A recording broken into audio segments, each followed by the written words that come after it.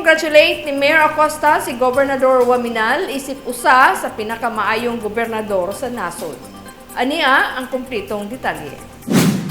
Gipadayag ni Mayor Lemuel Merique Acosta ang iyang kinasingkasing nga pagdayig kang Misamis Occidental Governor Attorney Henry S. Waminal sa pag-ila kaniya isip usa sa mga top performing governors sa Pilipinas. Pinaagi sa RPMD Foundation Incorporated nga dunay talagsaong 87.7% ka rating. Matud pa ni Mayor Acosta nga ang iyang pagpangulo ug dedikasyon sa Misamis Occidental nagpadayon sa pag-inspire ug pag-angat sa probinsya.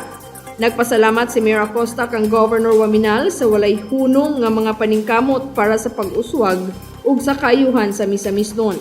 Mapasigarbuhon ug mapasalamaton ang tanan ni Governor Waminal sa lig-on nga dedikasyon uban sa paglaom nga mapadayon pa ang pagdumala sa Misamis Occidental para sa mas taas nga kalampusan. Sa nakita nga mga dagkong proyekto nga walay hunong sa pagpadagayday gikan sa infrastruktura o social services, mapasayon ang kinabuhi sa matag Misamis nun. Gani susama kang Mayor Acosta ang katawhan. Mapasalamat sa tanan nga ilang natiluan.